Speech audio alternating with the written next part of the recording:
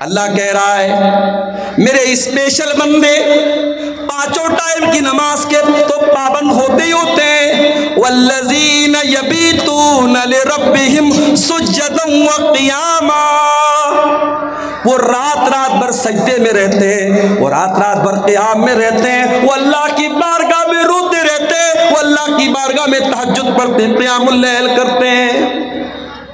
कल जुमा का दिन है, फजर की नमाज में आप मस्जिद में जाएंगे, अगर इमाम साहब को मसला मालूम है, सुन्नत का तरीका मालूम है, इमाम साहब पहली रकात में सूरह सजदा पढ़ाएंगे, दूसरी रकात में सूरह दहर पढ़ाएंगे, सूरह सजदा की तिलावत जब आप सुनेंगे, सूरह सजदा में ये आयत भी इमाम साहब तिलावत करेंगे। ततजाफा जुनूबुहुम अनिल मज़ाजी यदऊन रब्बहुम खौफन व तमा। मेरे नेक बंदे वो हैं जो अपने बिस्तर से अलग रहते हैं, रातों में लोग सोए रहते हैं, मेरे नेक बंदे अपने बिस्तर से अलग होकर अल्लाह की बारगाह में रुकू कर रहे होते हैं, अल्लाह की बारगाह में सजदा कर रहे होते हैं। मेरे नेक बंदे तहज्जुद पढ़ते हैं, मेरे नेक बंदे क़ियामुल लैल करते हैं। और एक बात आपको बोलता हूँ मेरे भाई, कभी कोई मसला फंस जाए, कभी जिंदगी में कोई प्रॉब्लम आ जाए, कभी कोई समस्या आ जाए, नुस्खा बताता हूं, नोट कर लो। पांचों टाइम की नमाज की पाबंदी करो और तहज्जुद की नमाज के लिए मोबाइल पर अलार्म सेट करो।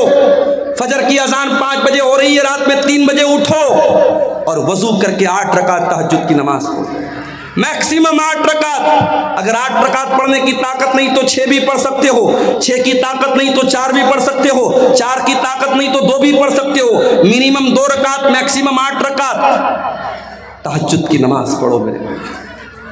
और उसके बाद अल्लाह के सामने अपनी झोली फैला दो। आए अल्लाह, शादी को 8 साल हो गए, तेरा बंदा औलाद की नेमत से महरूम है। आए अल्लाह, मेडिकल चेकअप करा लिया, डॉक्टर्स की रिपोर्टें नॉर्मल हैं, डॉक्टर का इलाज दुरुस्त है। आए अल्लाह, मेरे मेरे मेरे घर में बच्चे की किलकारी नहीं गूंज रही है, मेरी बीवी की गोद सूनी है। आए अल्लाह, मुझे औलाद की नेमत से नवाज दे। मेरे प्यारे साथियों, ये तजर्बा और मुशाहदा जो उलमा का और नेक लोगों का रहा है वो मैं आपको बता रहा हूँ। तहज्जुद की नमाज में आप तहज्जुद की नमाज पढ़ने के बाद अल्लाह से वो चीज़ें मांगिए जो असंभव है, जो नामुमकिन है। अल्लाह ताला उस असंभव और नामुमकिन को भी इंशाअल्लाह मुमकिन बना देगा।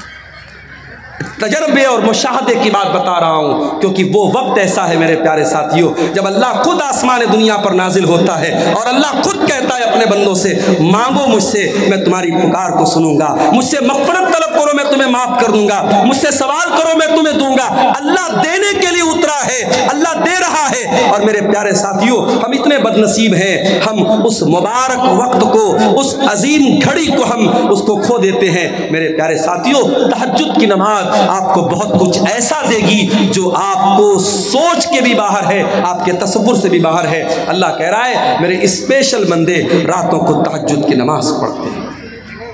और आगे बढ़िए, अच्छा तहज्जुद पढ़ते हैं इसका मतलब नेक लोग हैं। अब जब नेक लोग हैं तो उनको तो अपने आप पर एक खुशी होनी चाहिए कि साहब हम तो तहज्जुद पढ़ने वाले हैं, जन्नत तो हमारे बाप की हो गई, जन्नत में तो हमारा रिजर्वेशन हो गया। नहीं, तहज्जुद पढ़ने के बावजूद अल्लाह के अजाब से डरते रहते हैं।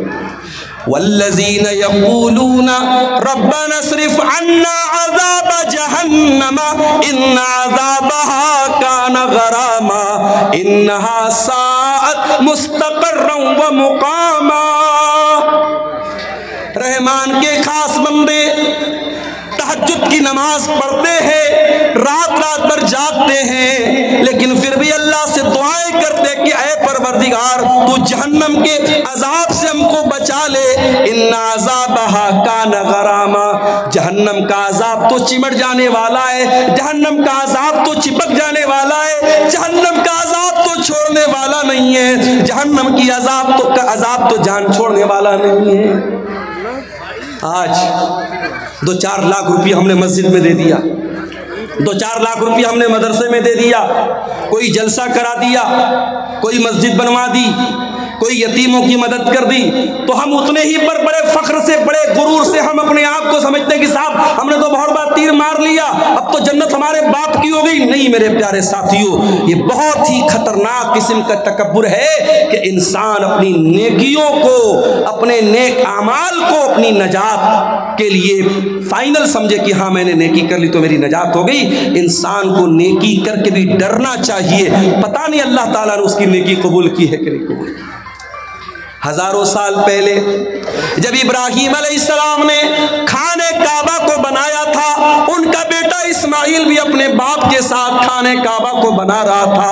दोनों बाप बेटे खाने काबा को बना रहे थे और बाप बेटे क्या दुआ कर रहे थे, कुरान बाप बेटों की दुआ को बयान कर रहा है। व इज़ यरफ़उ इब्राहीमुल क़वाइद मिनल बैति व इस्माइल रब्बना तक़ब्बल मिन्ना इन्नका अंतस समीउल अलीम।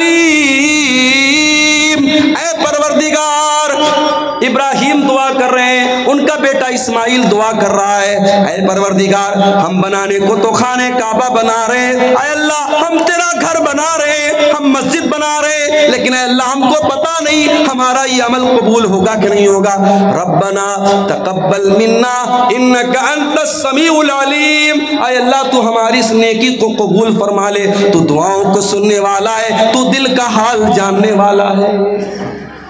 नेकी के बाद इंसान को चिंता होनी चाहिए कि हमारी नेकी अल्लाह ताला के स्वीकार हुई कि नहीं हुई, अल्लाह ताला के कबूल हुई कि नहीं हुई। रहमान के बंदे तहज्जुद पढ़ते हैं और फिर भी दुआ करते हैं कि ऐ अल्लाह हमें जहन्नम के अजाब से बचा ले। इन्न अज़ाबहा कान गरामा, जहन्नम का अजाब इंसान को चिपक जाने वाला है। गरामा का मतलब समझते हैं? अरबी ज़बान में जब कोई किसी से कर्जा लेता है तो जो कर्जा वसूलने के लिए आता है उसके लिए अरबी में गराम का लफ्ज़ इस्तेमाल होता है। जाहिर है कि अगर आपने किसी से कर्जा लिया है तो बार बार आपके घर पे आएगा, आपको छोड़ेगा नहीं आपसे जब तक पैसा नहीं ले लेगा। जहन्नम का अजाब भी गरामा है, जहन्नम का अजाब छोड़ने वाला नहीं है, जहन्नम का अजाब चिपक जाने वाला है, चिमट जाने वाला है। अल्लाह ताला हम सबकी हिफाजत फरमाए। इन्नहा साअत मुस्तक़र्रम व मुक़ामा, जहन्नम बड़ा ही बुरी जगह है, बड़ा ही बुरा ठिकाना है। और आगे बढ़िए, रहमान के बंदों का अखलाक आपने देख लिया, रहमान के बंदों की नमाज आपने देख ली, रहमान के बंदों की दुआ आपने देख ली। अब थोड़ा सा और आगे बढ़िए, अल्लाह फरमाता है वल्लज़ीना इज़ा अनफ़क़ू लम युसरिफ़ू व लम यक़तुरू व काना बैना ज़ालिका क़वामा।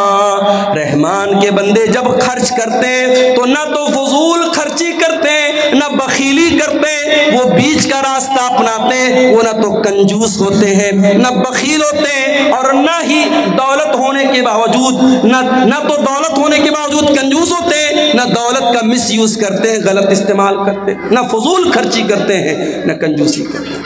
हमारे समाज में दोनों तरीके के लोग मौजूद हैं। बाज लोग इतने बड़े कंजूस हैं, बहुत पैसा है, लेकिन ढंग का कपड़ा भी नहीं पहनते। बीवी बेचारी तरसती रहती है कि अरे मुझे फला कपड़ा दिला दो, फला साड़ी दिला दो, फला सूट दिला दो, इसके बाद बहुत पैसा है, मगर नीयत इतनी खराब है, बीवी बेचारी वो रोती रहती है और ये बीवी का भी हक अदा नहीं करता। बच्चे तरस जाते हैं अच्छा खाना खाने के लिए, ये कंजूस अपनी दौलत को सजा सजा के रखता है, ज़मीनें खरीदता है, जायदाद खरीदता है। मेरे प्यारे साथियों, ये ज़मीनें, ये जायदादें आपके मरने के बाद ये दूसरों के हाथ लग जाएंगी।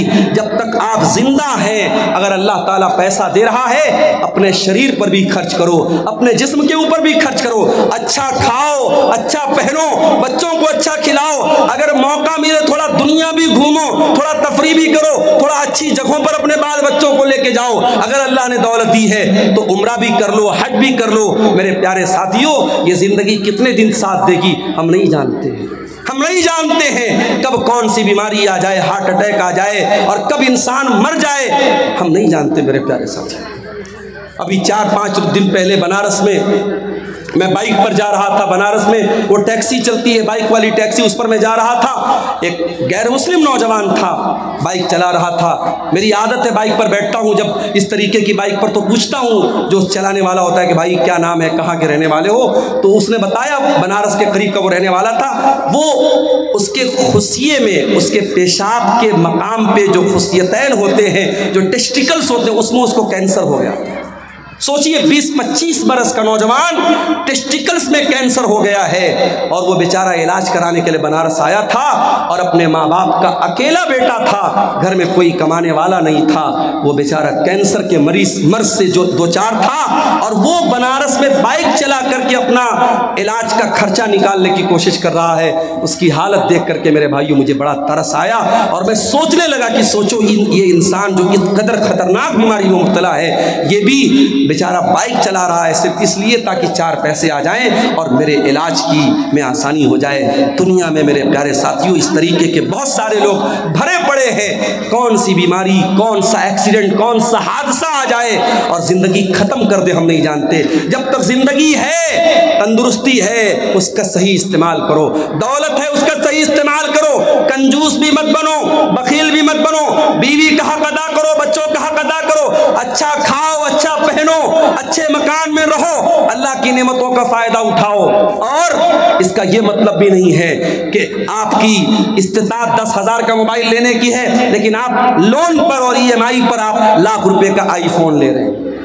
ताकत 10,000 का मोबाइल लेने की है मगर लोन पर और EMI पर आप क्या ले रहे हैं? 1 लाख रुपए का आईफोन ले रहे हैं। ये मेरे प्यारे साथियों, जितनी बड़ी चादर हो इंसान को पैर उतना ही फैलाना चाहिए। न फजूल खर्ची करना इस्लाम में सही है, न बखीली करना इस्लाम में सही है। आज जलसा होता है, सोशल मीडिया पर जलसों के बारे में कितनी बातें होती हैं। खासतौर से सीमांचल के जलसों के बारे में लोग बोलते हैं बड़ी फजूल खर्ची होती है। कभी कोई इस पर क्यों नहीं चर्चा करता? ठीक है, जलसों में जो खराबियां है उसको हमें दूर करना चाहिए, इस पर भी तो चर्चा होनी चाहिए कि सीमांचल नहीं पूरे इंडिया में मुसलमान शादियों में कितना पैसा पानी की तरह बहाता है।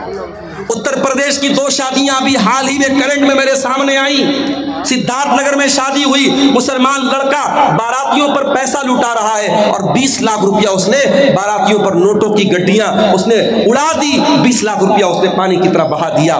मेरठ में एक शादी हुई और दूल्हे को ससुराल से 2.5 करोड़ रुपये मिलते हैं और दूल्हा अपनी साली को घड़ी पहनाने का जो तोहफा देता है, जिसको घड़ी की पहनाई बोलते हैं, वो तकरीबन 11 लाख रुपये देता है। मौलवी साहब को निकाह पढ़ाने का 11 लाख रुपया दिया जाता है। क्या यह इसराफ नहीं है? क्या यह फजूल खर्ची नहीं है? अपने नाम के लिए, अपनी शोहरत के लिए, अपने आप को प्रसिद्ध करने के लिए और मशहूर करने के लिए आज मुसलमान पैसा पानी की तरफ बहाता है। मेरे प्यारे साथियों, अल्लाह क्या इसका भी हिसाब देना पड़ेगा। पैसा कहां से आया और पैसा कहां खर्च किया। आप ये कह करके पल्ला नहीं झाड़ सकते मेरा पैसा था, मेरी मर्जी थी, मैं जहां चाहे खर्च करूं। नहीं, अल्लाह आपसे पूछेगा ये पैसा हमने तुझे दिया था, ये दौलत हमने तुझे दी थी, तुझे बताना पड़ेगा ये तूने पैसा कहां से आया और ये पैसा तूने कहां खर्च किया। वल्लज़ीना इज़ा अनफ़क़ू लम युस्रिफ़ू व लम यक़्तुरू व कान बैन ज़ालिका क़वामा। रहमान के खास बंदे जब पैसा खर्च करते हैं, जब दौलत खर्च करते हैं, न फजूल खर्ची करते हैं, न बखीली करते हैं, व कान बैन ज़ालिका क़वामा, वो बीच का रास्ता अपनाते हैं। और आगे बढ़िए, वल्लज़ीना ला यदऊन मअल्लाहि इलाहन आखर वला यक़्तुलून अन्नफ्सल्लती हर्रमल्लाहु इल्ला बिलहक़्क़ि वला यज़्नून। और रहमान के खास बंदे 3 बड़े बड़े पापों से अपने आप को बचाते हैं। 3 महापाप है इस्लाम में, 3 बड़े बड़े गुनाह है इस्लाम की नजर में। सुन लीजिए इसको, वल्लज़ीना ला यदऊन मअल्लाहि इलाहन आखर। रहमान के खास बंदे अल्लाह के साथ किसी को शरीक नहीं करते, वो शिर्क नहीं करते। उनका हाथ अगर उठता है अल्लाह के सामने उठता है, वो सजदा करते हैं तो अल्लाह की बारगाह में सजदा करते हैं। वो किसी कब्र पे सजदा नहीं करते, किसी मज़ार पे सजदा नहीं करते, किसी पत्थर के बुत के आगे सजदा नहीं करते। वो लाल काले पीले धागों को मुश्किल कुशा नहीं समझते। आप क्या बोलिएगा? इसी कटिहार के इलाके में मैंने देखा, अहले हदीस का घर है, शेरशाबादी का घर है और घर में उसने क्या लगाया है? दुकान और मकान की खैर व बरकत के लिए। उस पर क्या लिखा हुआ है? कुछ गिनतियां लिखी हुई हैं। कुछ गिनतियां लिखी हुई हैं और ये अकीदा रखा गया कि ये मेरे मकान में लगा रहेगा तो मेरे मकान में बरकत आएगी। ये उल्टी सीधी गिनती लिखने से तेरे मकान में बरकत नहीं आएगी। मकान में बरकत तेरे अमल से आएगी, तेरे ईमान से आएगी, तेरे कुरान पढ़ने से आएगी। कुरान की आयतों को तू लटका दे या गिनतियों को लटका दे, उससे तेरे घर में बरकत नहीं आएगी। मेरे भाइयों, बात कड़वी है मगर मैं सच्ची बात कहता हूँ। आज हम अहले हदीसों को भी अपने अकीदे पर मेहनत करने की जरूरत है। आज हमारे जलसों में तौहीद पर तकरीरें बंद हो गई, अखलाक की बातें हो रही हैं, नमाज की बातें हो रही हैं, शराब से रोका जा रहा है, ज़िना से रोका जा रहा है। मगर दुनिया का सबसे बड़ा पाप क्या है? दुनिया का सबसे बड़ा गुनाह क्या है? शिर्क करना। आज कितनी मुसलमान लड़कियां हैं कॉलेजों में पढ़ रही हैं, हिंदू सहेली के साथ वो पढ़ रही है, उसका कोई त्यौहार आया, उसने एक बच्ची महिला पंजाब में रो रही है, इनकी बच्ची है, उसको नहीं जाए। किसी गैर मुस्लिम का त्यौहार आया, मुसलमान लड़की स्कूल और कॉलेज में पढ़ रही है, उसके त्यौहार में बाकायदा शामिल होती है और उसके मजहबी इबादत में शामिल होती है। मैं ये मसला बता दूं आपको, आपके गांव का कोई गैर मुस्लिम पड़ोसी है, कोई गैर मुस्लिम भाई है, उसके साथ मेल जोल रखना, उसके साथ प्यार मोहब्बत करना, उसके साथ अच्छा सलूक करना, उसके सुख दुख में काम आना, मैं बिल्कुल मना नहीं कर रहा हूँ, इस्लाम तो इसका हुक्म देता है। मगर हाँ, जब मसला ईमान का आ जाए, जब मसला अकीदा का आ जाए, वहाँ कोई कॉम्प्रोमाइज़ नहीं करना। किसी गैर मुस्लिम के मजहबी इबादत में आपको शामिल नहीं होना है। इबादत अगर होगी तो अल्लाह की होगी, ये उसूल है, ये उसूल है कुरान का। कुल या अय्युहल काफिरून ला आबुदु मा ताबुदून, ऐ नबी आप कह दीजिए कि ऐ काफिरों, जिसकी इबादत मैं करता हूँ उसकी तुम नहीं करते, जिसकी तुम करते हो मैं नहीं करता। तो रहमान के खास बंदे शिर्क नहीं करते। सबसे बड़ा पाप क्या है? अल्लाह के बराबर किसी को बना देना, अल्लाह के बराबर किसी को दर्जा दे देना। आप तो सीमांचल के इलाके में रहते हैं, यहाँ तो कम ये चीज़ें आपको मिलेंगी। आप ज़रा सा उत्तर प्रदेश में आइए, ज़रा कलकत्ता चले जाइए, ज़रा आप मालदा साइड में, बारसोई साइड में आप चले जाइए, आपको जगह जगह शिर्क के अड्डे मिल जाएंगे। मुसलमान किस किस चीज़ के आगे सर झुका रहा है आप यकीन नहीं कर सकते। एक मुसलमान रास्ते में जा रहा था, उसके एक पैर का जूता टूट गया।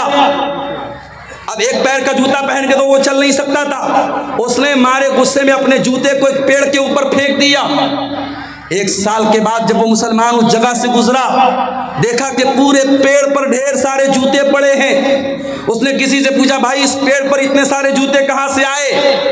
कहा कि नहीं मालूम, बस कोई आदमी यहाँ से गुजरा था, देखा कि इस पेड़ पर एक जूता पड़ा है, तो लोगों ने आपस में ये धारणा बना ली, ये अकीदा बना लिया कि इस पेड़ के ऊपर जूता लटकाने से बिगड़ी बन जाएगी, मुसीबत दूर हो जाएगी, मन्नत पूरी हो जाएगी। अब जूते पर जूता लटकाया जा रहा है। ये मुसलमान का अकीदा है। मुसलमानों के अकीदे में इतना बिगाड़ है मेरे प्यारे साथियों, कहीं बिल्ली की कब्र है, कहीं घोड़े का मज़ार है, कहीं पागल बाबा का मज़ार है, और वहां जाके मुसलमान सर झुका रहा है। अल्लाह कह रहा है मेरे खास बंदे अल्लाह के साथ शिर्क नहीं करते, वल्लज़ीना ला यदऊना मा अल्लाहि इलाहन आखर, मेरे स्पेशल बंदे अल्लाह के साथ शिर्क नहीं करते।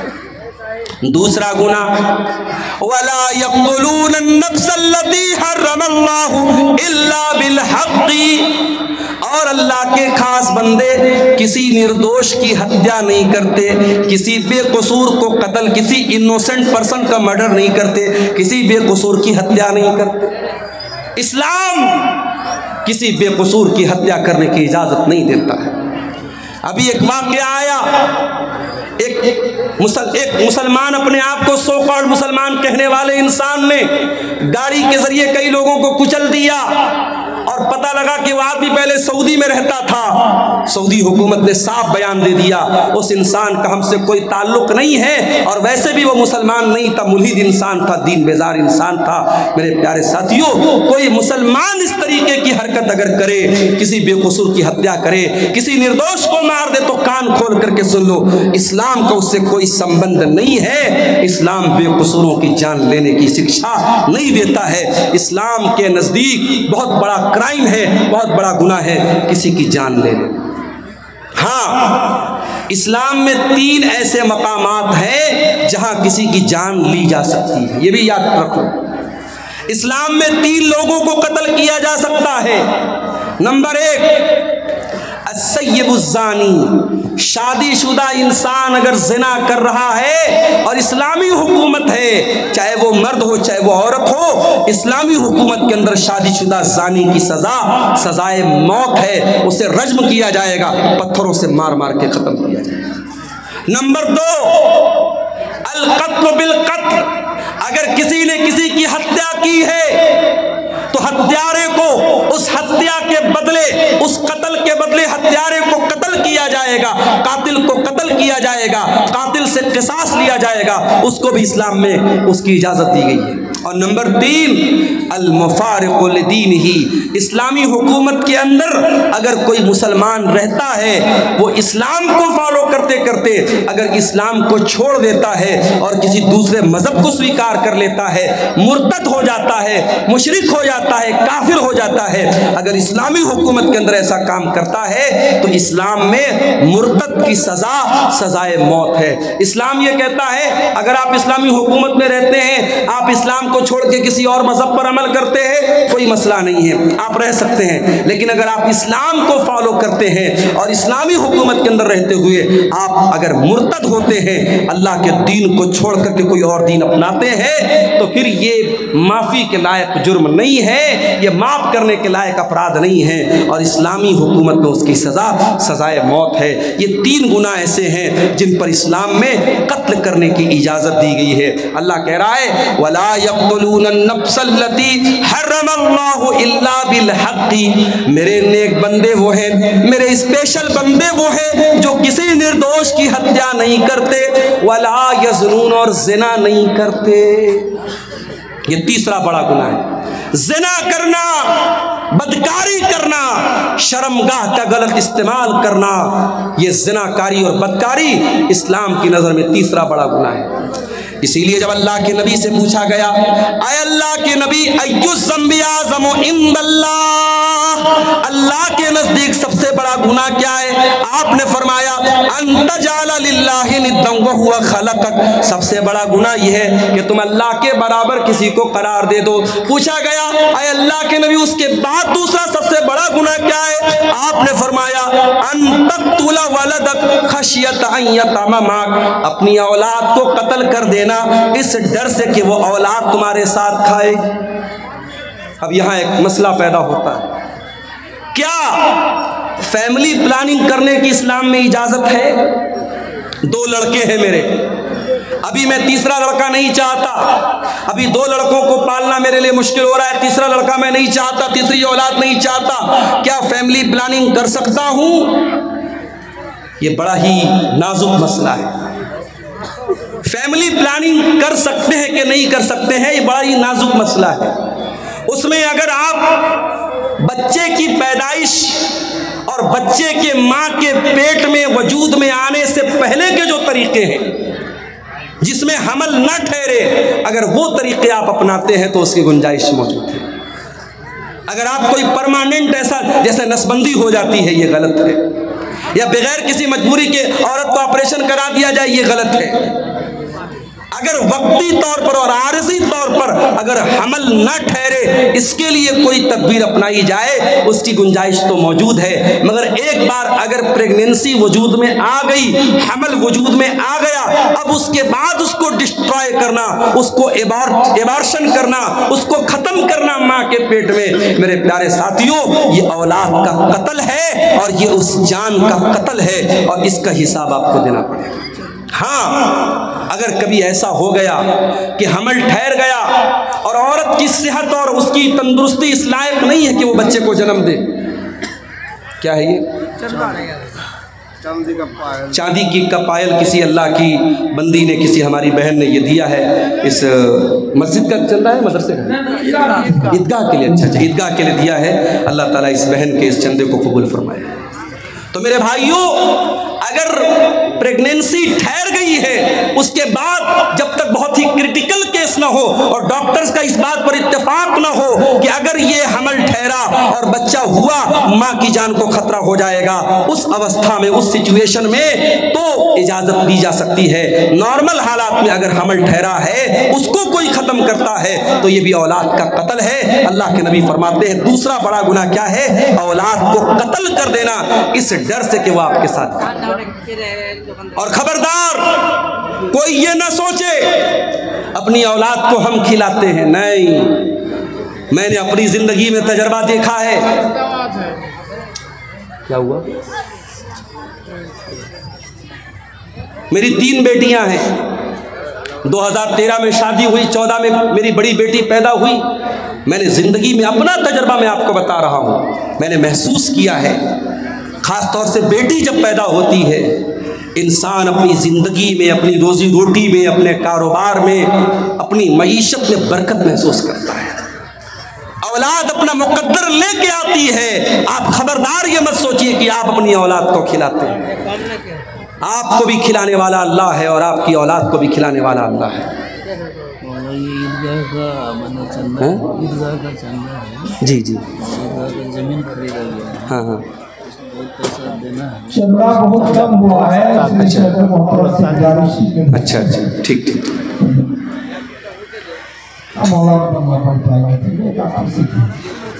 मेरे भाइयों, मौजूद तो जो मेरा चल रहा है उस पर मैं बात करूंगा और कर ही रहा हूँ। आपने जैसा कि सुना, शेख तौहीद साहब ने भी बताया कि प्रोग्राम एक ईदगाह के चंदे के लिए हुआ है और मैं इसी इलाके में जानता हूँ कि अल्लाह ताला ने इतना लोगों को दिल दिया है कि एक एक दिन में 20-20 लाख रुपये एक एक जलसे में चंदा उतरा है। तो आप थोड़ा सा दिल खोलिए, माओ बहनों से भी कहता हूँ, थोड़ा दिल खोल करके आप यहाँ पे अपना चंदा भेजिए। और हमारे बाद शेख हुसैन सलफ़ी साहब भी कलेक्शन इंशाअल्लाह करेंगे, या और जो भी उलमा चंदा करने वाले हैं वो आपके उस चंदे का ऐलान भी करेंगे और उसकी दुआएं भी करेंगे। आप इस काम में देर न कीजिए और जलसे के जिम्मेदारों से भी गुजारिश करते हैं। साहब का टाइम नहीं है, मौलाना जगजीत साहब का टाइम होगा, ऐसा इसलिए मौलाना हुसैन को टाइम नहीं दिया जाएगा, मौलाना जगजीत साहब ही को दिया जाएगा। अच्छा, इसलिए आप कुछ देर चंदा कर दें, कुछ फतवा भी आया हुआ है उसका जवाब दें। चंदा तो भाई हमारे बस का नहीं है। चलिए देखते हैं चलिए। ऐसे बोलते जाइए इंशाअल्लाह। तो मेरे भाइयों, औलाद का कत्ल करना ये बहुत बड़ा गुनाह है। अल्लाह के नबी ने पूछा दूसरा बड़ा गुनाह क्या है? आपने फरमाया अन तक़्तुल वलदक खशियता यतअम माक, अपनी औलाद को कत्ल कर देना इस डर से कि वो तुम्हारे साथ खाएगी। औलाद को हम नहीं खिलाते, अल्लाह खिलाता है, बात याद रखिएगा। नहनु नर्ज़ुकुहुम व इय्याकुम, तुमको भी खिलाने वाले हम हैं, तुम्हारी औलाद को खिलाने वाले भी हम हैं। इस गलतफहमी में मत रहना कि औलाद को हम खिलाते हैं। अल्लाह कह रहा है कि तुम्हारी औलाद को हम खिलाते हैं, तुम अपनी औलाद के रोज़ी के मालिक नहीं हो। अल्लाह ताला ये 1000 किसी भाई ने चंदा दिया है, अल्लाह इस चंदे को कबूल फरमाए।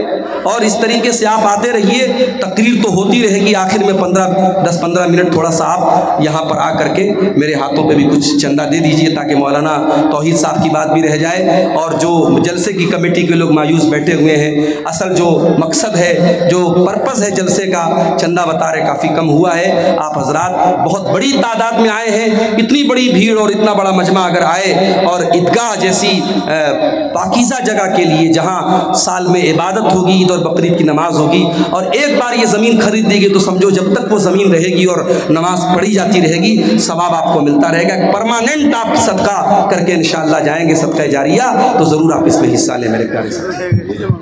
देखिए आप मौलाना का हाथ कर दे और दुआ ले लीजिए। मौलाना मुसाफिर आ ये 2000 रुपये भी किसी भाई ने दिया है, अल्लाह इनके चंदे को भी कबूल फरमाए। और जलसा कमेटी के लोगों से गुजारिश है कि माँ बहनों के पिंडाल में चादर लेके जाएंगे, कोई जिम्मेदारी जो भी हमारे भाई ताउन कर रहे हैं, अल्लाह इनके चंदे को कबूल फरमाए। तो अल्लाह के नबी से पूछा गया कि दूसरा बड़ा गुनाह क्या है? आपने कहा औलाद को कत्ल करना। फिर पूछा गया अल्लाह के नबी तीसरा बड़ा गुनाह क्या है? आपने फरमाया अंतुज़ानिया हलीलत जारिक, अपने पड़ोसी की बीवी के साथ जिना करना।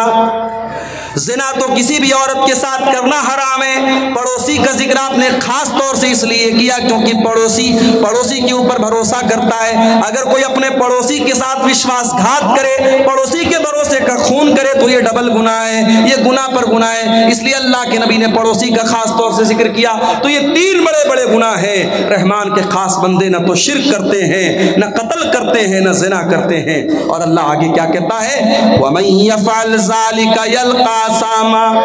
और जो भी इंसान शिर्क करेगा, किसी निर्दोष की हत्या करेगा या ज़िना करेगा, वो बहुत बड़ी मुसीबत उठाएगा और बहुत बड़े गुनाह में पड़ जाएगा। युज़ाफ़ लहुल अज़ाबु यौमल क़ियामति व यख़्लुद फ़ीही मुहाना। और हमेशा वो जहन्नम की आग में जलता रहेगा। लेकिन हाँ, ज़िना करने वाला भी तौबा कर ले। दुनिया वाले कहते सुबह का भूला शाम को लौट जाए, तो भूला नहीं कहते। अल्लाह कह रहा है अगर ज़िना करने वाला, कत्ल करने वाला, शिर्क करने वाला भी सच्ची तौबा कर ले, मैं उसे स्वीकार करने को तैयार हूँ, मैं उसे कबूल करने को तैयार हूँ। इल्ला मन ताबा व आमना व अमिल अमलन सालिहा फउलाइका युबद्दिलुल्लाहु सय्यिआतिहिम हसनात व कानल्लाहु गफूरर रहीमा। जो तौबा करेगा, जो ईमान लाएगा और जो नेक अमल करेगा, अब तक जितना गुनाह किया गुनाह कर लिया, अब तक जितना गलत काम किया कर लिया, अब तौबा कर लिया और ईमान के रास्ते पर आ गया और नेक अमल कर लिया, तो अल्लाह क्या कहता है, हम ऐसे लोगों के गुनाहों को नेकी में बदल देंगे। अब तक जितने क्राइम किए, जितने गुनाह किए, जितने पाप किए, हम उनके पापों को, उनके गुनाहों को माफ कर देंगे और उसको ट्रांसफर कर देंगे नेकियों में। मेरे प्यारे साथियों, तौबा का एक तरीका ये भी है, इंसान नमाजें पढ़े, सदका खैरात करे, अल्लाह की राह में अपनी दौलत और अपने माल को खर्च करे। अगर आपको ये महसूस होता है हाँ मुझसे ज़िंदगी में कुछ गुनाह हुए हैं, तो तौबा का तरीका एक ये भी है कि आप जिस तरीके से आज के इस प्रोग्राम में आपको मौका मिल रहा है कि आप ईदगाह की ज़मीन के लिए एक सदका जारिया आप दें, आप यहाँ पे आएँ और अपना चंदा ज़रूर लिखवाएं और दें, ताकि अल्लाह ताला आपकी तौबा को कबूल करे। जो तौबा करेगा और नेक अमल करेगा और ईमान के रास्ते पर चलेगा, अल्लाह कह रहा है उसके गुनाहों को हम नेकियों में बदल देंगे। वमन ताबा व अमिल सालिहन फइन्नहु यतूबु इलल्लाहि मताबा। और जो इंसान तौबा करता है वो सही रास्ते पर वापस पलट जाता है, वो अपनी गाड़ी को यू टर्न लेकर के सही रास्ते पर आ जाता है। आपको कटिहार से मोहना चाँदपुर आना था, सही रास्ते पर आप चल रहे थे, अचानक गूगल मैप के चक्कर में गलत रास्ते पर चले। आजकल गूगल मैप बहुत रास्ता गड़बड़ बता देता है। अभी उत्तर प्रदेश में गूगल मैप के चक्कर में एक पुल कोई बन रहा था, अभी आधा अधूरा पुल बना था, उस पर 4 व्हीलर लेकर के एक नौजवान चला गया और पुल पर से उसकी गाड़ी गिर पड़ी और नौजवान बेचारा इंतकाल कर गया, अल्लाह को प्यारा हो गया। तो आप गूगल मैप के चक्कर में गलत रास्ते पर जब चले गए, रास्ते में एक आदमी जा रहा था, जलसे में जा रहा था, उसने कहा भाई साहब कहाँ जा रहे हैं? आपने कहा मोहना चाँदपुर जा रहा हूँ। तो उसने आपको बताया कि नहीं, आप अपनी गाड़ी को मोड़ दीजिए, आप यू टर्न ले लीजिए। तो तौबा भी यू टर्न है मेरे प्यारे साथियों। जब आप तौबा करते हैं, जब आपने गुनाह का काम किया, हमने कोई गलत काम किया, उस वक्त तक हम गलत ट्रैक पर चल रहे थे, गलत रास्ते पर चल रहे थे, जैसे ही हमने तौबा कर लिया, अल्लाह कह रहा है फइन्नहु यतूबु इलल्लाहि मताबा, हम अल्लाह के रास्ते की तरफ लौट के चले। उसके बाद फरमाया 3 आदमी 500। ये 3 लोगों ने 500 रुपये का ताउन इस ईदगाह की ज़मीन के लिए दिया है। अल्लाह तबारक व तआला इनके इस चंदे को भी कबूल फरमाए। और जो भी भाई अभी सोच विचार में पड़े हैं, अल्लाह उनको तौफीक दे के वो आएँ और अपनी अपनी हैसियत और कैपेसिटी के एतबार से ज़रूर इस कार्य खैर में हिस्सा लेकर के जाएँ। मैं बात कर रहा हूँ कुरान के 19वें पारे की सूरह फुरकान की आयतों को आपके सामने पढ़ रहा हूँ, और रहमान के विशेष बंदों और ख़ास बंदों की कुछ क्वालिटीज़। रोड का दुकानदार भाई से आया है। अच्छा, कुछ है मालूम इसका क्या है? रोड के दुकान, अच्छा, दुकानदारों ने दिया है, माशाअल्लाह। ये झोले में कुछ रकम आई है, अब ये इसको लोग गिन के बताएंगे कितनी रकम है। ये हमारे सड़क के जो दुकानदार भाई हैं उन लोगों ने इसको आपस में कलेक्शन करके दिया है। अल्लाह ताला उनके, देखिए साइड से सब आके चंदा दीजिए, मौलाना के हाथ से मुसाफा दीजिए। ज़रूरी नहीं है कि कोई 1-2 लाख रुपए चंदा दे तभी चंदा होता है। मस्जिदें बनती हैं, ईदगाह की ज़मीन खरीदी जाती है। मैंने देखा है कोई ऐसा भी अल्लाह का बंदा होता है जिसकी 100 रुपये की ताकत है, वो 100 रुपया बड़े कलेजे से ला के देता है, बड़े दिल के जज्बे के साथ ला के देता है। और एक इंसान 1 लाख रुपया देता है, करोड़पति आदमी 1 लाख रुपया देता है, मगर दिल की तकलीफ के साथ देता है। अल्लाह के यहाँ उस करोड़पति का दिया हुआ 1 लाख रुपये का चंदा वो 19 पड़ जाता है, और वो 100 रुपये का चंदा उस गरीब इंसान का अल्लाह के उसका मकाम ज़्यादा बुलंद हो जाता है। इसलिए मेरे प्यारे साथियों, ये ना समझना कि हम तो कोई छोटा मोटा हम क्यों अमाउंट देने जाएं। आप जो भी हो रहा है, यहाँ स्टेज पर लोग बैठ करके चंदा का कलेक्शन कर रहे हैं, आप आइए। मुझे मुनासिब नहीं लग रहा है, मौजू के बीच में बार बार डिस्टर्बेंस भी हो रहा है, लेकिन मैं चाहता हूँ कि जलसे वालों की बात भी रह जाए। आप आकर के ज़रूर इस ईदगाह में अपना ताउन कीजिए। हमारी जलसा कमेटी के लोग भी चादर लेके जा रहे हैं, और ख़वातीन में भी, महिला पिंडाल में भी मैं गुजारिश करता हूँ कमेटी के लोगों से, वहाँ 2-4 औरतों को सौंप दीजिए, और चादर में आप लोग जो ताउन कर सकते हैं करें। मुझे मुनासिब नहीं लग रहा है बीच में बार बार मौजू को, टॉपिक को छोड़ करके चंदे की बात करना। मैं अपने मौजू को ख़त्म करके इंशाल्लाह इस कुर्सी से उठूँगा। रहमान के ख़ास बंदों की हम पहचान बता रहे हैं आपको, उनकी विशेषताएँ बता रहे हैं, उनकी खूबियाँ बता रहे हैं। अल्लाह ने कहा रहमान के ख़ास बंदे शिर्क नहीं करते, ज़िना नहीं करते, कत्ल नहीं करते। और आगे वल्लज़ीना ला यशहदून ज़ूर, और अल्लाह के खास बंदे वो हैं जो किसी गुनाह के काम में, किसी गलत काम में शामिल नहीं होते। नए साल की रात आ रही है, 31 दिसंबर की रात आ रही है। बड़े बड़े शहरों में बड़े बड़े होटल बुक हो जाएंगे, नाचने गाने वालियां महंगे महंगे अमाउंट के ऊपर उनको हायर किया जाएगा, कई हज़ार का पास और टिकट लगाया जाएगा, और होटलों में महंगे टिकट पे करके नाच गाना देखने और शराब पीने जाने वालों में मेरे प्यारे साथियों एक बड़ी तादाद में मुसलमान नौजवान और लड़के लड़कियां भी शामिल होते हैं। कुरान क्या कहता है? वल्लज़ीना ला यशहदून ज़ूर, अल्लाह के खास बंदे झूठी गवाही नहीं देते और किसी गलत काम में शामिल नहीं होते। व इज़ा मर्रू बिल्लग़्वी मर्रू किरामा, और जब वो किसी लग़्व चीज़ के पास से गुजरते हैं तो शराफत से गुजर जाते हैं। आप मार्केट में जा रहे हैं, आप रेलवे स्टेशन के पास जा रहे हैं, आप एयरपोर्ट के पास से जा रहे हैं, और कोई लग़्व चीज़, कोई नामुनासिब चीज़ आपकी नज़रों के सामने से आई तो आप अगर उसको देखने लगते हैं या उस गलत काम में आप इन्वॉल्व हो जाते हैं, अल्लाह ताला हम सब की हिफाजत फरमाए। मेरे प्यारे साथियों, रब्बुल आलमीन अगर आप किसी लग़्व चीज़ के पास से गुजरते हैं तो कुरान क्या कहता है? मेरे स्पेशल बंदे, वइज़ा मर्रू बिल्लग़्वी मर्रू किरामा, शराफत के साथ वहाँ से गुजर जाते हैं। उसके बाद फरमाया वइज़ा ज़ुक्किरू बिआयाति रब्बिहिम लम यख़िर्रू अलैहा सुम्मन व उम्याना, वल्लज़ीना इज़ा ज़ुक्किरू बिआयाति रब्बिहिम, और रहमान के खास बंदों की एक पहचान ये भी है, जब उनके सामने कुरान पढ़ा जाए, जब उनके सामने उनके रब की आयतें पढ़ी जाए, वो अंधे और बहरे बन करके, वो गूंगे और बहरे बन करके नहीं गिर पड़ते। जलसा हो रहा है, तकरीर हो रही है, आप एक कान से सुन करके दूसरे कान से उड़ा रहे हैं। न कुरान की आयतों पर गौर हो रहा है, न मुकर्रिर की आलिम की बातों पर गौर हो रहा है, न अमल हो रहा है। तो याद रखिए मेरे प्यारे साथियों, अल्लाह के नेक बंदों का यह तरीका नहीं है। अल्लाह के नेक बंदे क्या करते हैं? वो गौर करते हैं, वो बातों को कैच करते हैं, वो समझने की कोशिश करते हैं, वो अमल करते हैं। वल्लज़ीना इज़ा ज़ुक्किरू बिआयाति रब्बिहिम, रहमान के खास बंदों के सामने जब उनके परवरदिगार की आयतें पढ़ी जाती हैं, लम यख़िर्रू अलैहा सुम्मन व उम्याना, वो अंधे और बहरे बन करके नहीं गिर पड़ते। देखिए ये बच्ची रो रही है, ये बच्ची को स्टेज पर है, ले जाइए भाई। इनकी बच्ची है, कैसी माँ है, कितनी छोटी बच्ची को छोड़कर कहा कैमरा स्टेज पे आके ले जाइए, छोटी सी बच्ची है, दिखाइए वो स्क्रीन पर।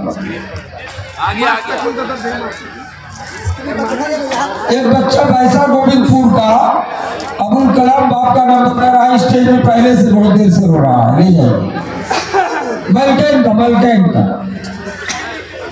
रहमान के खास बंदे कुरान की आयतों को सुन करके सुम्म व उमयाना, अंधे और बहरे बन करके गिर नहीं पड़ते, गौर करते हैं, अमल करते हैं। कुरान की आयतें आज हमारे सामने पढ़ी जाती है, पत्थर दिल हो चुके हैं हमारा। नमाज पर कितनी तकरीरें हो रही हैं, बेनमाजी वैसे के वैसे। ज़िनाकारी पर कितनी तकरीरें हो रही हैं, ज़िना के केसेस कम नहीं हो रहे हैं। शराब पर कितनी बातें हो रही हैं, मगर नशे का रुझान बराबर बढ़ता चला जा रहा है। मेरे प्यारे साथियों, रहमान के खास बंदे कुरान की आयतों को गौर से सुनते हैं और अमल करते हैं। उसके बाद फरमाया, वल्लज़ीना यक़ूलूना रब्बना हब लना मिन अज़वाजिना व ज़ुर्रियातिना क़ुर्रता अयुन वजअलना लिलमुत्तक़ीना इमामा। ये रहमान के खास बंदों की आखिरी पहचान अल्लाह बयान कर रहा है। रहमान के खास बंदे वो हैं जो ये दुआएं करते रहते कि ऐ हमारे परवरदिगार, हमारे बीवी बच्चों को हमारी आंखों की ठंडक बना दे। बीवी बच्चे हमारी जिंदगी का बड़ा अहम हिस्सा होते हैं मेरे भाई। हम जब भी खुश होते अपने बीवी बच्चों के साथ खुशी में शामिल होते हैं। हम किसी अच्छी जगह घूमने फिरने जाते हैं, अपने बीवी बच्चों को शामिल करते हैं। क्या अपने बीवी बच्चों को जहन्नम की आग से बचाने की चिंता हमारे दिल और दिमाग में पैदा नहीं होती मेरे भाइयों? देखिए, ये फिर किसी ने 1500 रुपये का ताउन पेश किया है और ये 100 रुपये का भी कुछ ताउन हमारे चंद नौजवानों ने पेश किया था। अल्लाह ताला इन तमाम चंदा देने वालों के चंदे को और दान देने वालों के दान को अल्लाह कबूल फरमाए। अल्लाह इनकी जायज़ मुरादों को पूरी फरमाए। ये सामने फ़ोन पे का स्कैनर कोड भी, बार कोड भी लगा हुआ है, जगह जगह इन लोगों ने लगाया है स्टेज के बीच में। आप हजरात जो ऑनलाइन भी पेमेंट करना चाहें, ज़रूर इस ईदगाह की ज़मीन के लिए करते हुए जाएँ। तो रहमान के खास बंदे अपने बीवी बच्चों के लिए दुआ करते हैं। अगर आपकी बीवी दीनदार नहीं है, आपका बच्चा अगर दीन पर नहीं है, तो कम से कम कुछ नहीं कर सकते। रज़ाकार हज़रात से गुजारिश है कि 10 मिनट के अंदर हज़रत मौलाना जगजीत साहब इटावा उनको ले आए स्टेज में। 10-15 मिनट के अंदर मौलाना जगजीत साहब को स्टेज में ले आए। तब तक मौलाना अब्दुल गफ्फार के बाद मौलाना मुश्ताक साहब बंगला में 10-15 मिनट ईदगाह के लिए चंदा करेंगे बंगला ज़बान पे, जो देना चाहे दे सकते। रहमान के खास बंदे अपने बीवी बच्चों की चिंता करते हैं। अपने बीवी बच्चों के कपड़े की चिंता तो हम सब करते हैं, बच्चों की दुनिया के फ्यूचर की चिंता तो हम सब करते हैं। लेकिन मेरे प्यारे साथियों, ये ज़मीन, ये जायदाद, ये रुपया, ये पैसा, ये जेवर, ये कपड़ा हमारे बीवी बच्चों की दुनिया में काम आएगा। अपने बच्चों की, अपने बीवी की आखिरत को बनाने के लिए आपने क्या किया? आज कितने लोग हैं, जवान बेटी उनकी पढ़ाई कर रही है कलकत्ता में, रांची में, पटना में, लड़की कहाँ जा रही है, क्या कर रही है, रातों में किससे मिल रही है, माँ बाप को कोई फिक्र नहीं है। वो तो बड़े फख्र से कहते हैं हमें तो अपनी लड़की के ऊपर भरोसा है। मेरे प्यारे साथियों, भरोसे के नाम पर आंख मूंद लेना और अपनी बेटियों को, अपनी नादान बेटियों को बुराई के अड्डों पे डाल देना, ये अक्लमंदी का सौदा नहीं है, ये फायदे का सौदा नहीं है। अपने बच्चों के अकीदे की फिक्र करो, अपने बच्चों की आखिरत की फिक्र करो। अल्लाह कह रहा है, मेरे नेक बंदे दुआएं करते हैं, रब्बना हब लना मिन अज़वाजिना व ज़ुर्रियातिना क़ुर्रता आयुन। ऐ परवरदिगार, हमारे बीवी बच्चों को हमारी आंखों की ठंडक बना दे। वजअलना लिलमुत्तक़ीना इमामा, और हमें तो मुत्तकियों का इमाम बना दे। मुत्तकी बनना कमाल नहीं है, मुत्तकियों का इमाम बनना कमाल है। ऐसे मुत्तकी बनो, पूरे गांव के लिए आइडियल बन जाओ, पूरे इलाके के लिए आइडियल बन जाओ। तुम्हारी फैमिली इतनी मुत्तकी बन जाए, तुम्हारी बीवी इतनी दीनदार हो, तुम्हारे बच्चे इतने दीनदार हो कि लोग मिसाल दे कि हाँ, दीनदार ऐसे लोग होते हैं, मुत्तकी ऐसे लोग। इतनी सारी क्वालिटीज जिनके अंदर पैदा हो जाएं, अब अब अल्लाह ताला रिवार्ड क्या देगा, बदला क्या देगा, इनाम क्या देगा, पुरस्कार क्या देगा, जरा सुनिए। उलाइका युजज़ौनल गुरफता बिमा सबरू व युलक़ौना फ़ीहा तहियतन व सलामा। अल्लाह कह रहा है इनको अल्लाह जन्नत में कमरा देगा। अल्लाह कह रहा है जन्नत में रूम देगा, कमरा देगा। अभी मुंबई का सफ़र करना है मुझे, मैं ऑनलाइन चेक कर रहा था कि ताज होटल में अगर एक दिन रात गुजारी जाए तो कितना अमाउंट आएगा। तो मैंने इंटरनेट पर चेक किया, बम्बई का बहुत 5 स्टार होटल, बड़ा मशहूर होटल है ताज होटल, एक रात गुजारने का अमाउंट कितना आ रहा था? 50,000 रुपया। 50,000 रुपया एक रात का चार्ज है ताज होटल का, जो हमारे मुंबई शहर का बहुत 5 स्टार होटल है, बहुत बड़ा होटल है। लोग चाय पीने जाते हैं ताज होटल में, लोग बताते हैं 700-800 रुपये की एक चाय होती है। जब दुनिया के 5 स्टार होटलों की इतनी उनकी रौनक है कि एक एक रात का 50-50,000 रुपया चार्ज लोग देते हैं और वहां रात गुजारते हैं, तो सोचो मेरे भाइयों, जन्नत तो हमारे तसव्वुर और हमारे इमेजिनेशन से कहीं ज्यादा खूबसूरत है। और जन्नत के कमरे कैसे होंगे, और जन्नत के महल कैसे होंगे, और जन्नत के खाना पीना कैसा होगा, हम तो तसव्वुर भी नहीं कर सकते। अल्लाह कह रहा है ये क्वालिटीज अगर आपके अंदर पैदा हो जाए, उलाइका युजज़ौनल गुरफता बिमा सबरू, ऐसे नेक बंदों को उनके सब्र का फल मिलेगा, अल्लाह उनको जन्नत में दाखिल करेगा। और जन्नत में फरिश्ते उनको सलाम करेंगे, फरिश्ते उनको सैल्यूट करेंगे, खालिदीन फीहा, और वो जन्नत में हमेशा रहेंगे। हसनत मुस्तक़र्रम व मुक़ामा, और जन्नत बहुत ही बेहतरीन ठिकाना है और बहुत ही बेहतरीन जगह है। मेरे अजीज़ों, ये चंद बातें मैंने आपके सामने सूरह फुरकान के हवाले से, कुरान के 19वें पारे के हवाले से आपके सामने रखी है।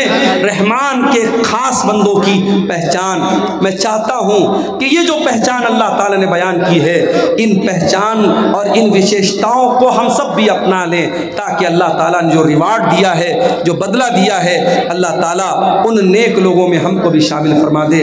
मेरे भाइयों, ये जाते जाते जो भाई इस ईदगाह के लिए ताउन करके जा रहे हैं, अल्लाह ताला इन भाइयों के इस चंदे और ताउन को भी कबूल फरमाए। और मजीद जो भाई अब तक पीछे रहे हैं, माँ बहनों से भी गुजारिश करता हूँ, मौलाना जर्जीस साहब थोड़ी देर में आएंगे, उसके पहले पहले एक बेहतरीन तकरीर तो आप सुनेंगे, उसके पहले पहले जो भी आप इस ईदगाह के लिए आप चंदा दे सकते हैं, ताउन दे सकते हैं, वो ज़रूर करके जाएं। हम अल्लाह से दुआ करते हैं, रब्बुल आलमीन अपने खास बंदों में, अपने रहमान तू अपने विशेष बंदों में हमको भी शामिल फरमा दे, और जिन बुराइयों से वो बचते हैं तू हमें बचने की तौफीक अता फरमा, और जो नेक अमाल वो करते हैं वो नेक अमाल तो हमें सबको करने की तौफीक अता फरमा। ऐ अल्लाह, हमें तू जब तक दुनिया में हम जिंदा रहें नेक अमल करने की तौफीक अता फरमा।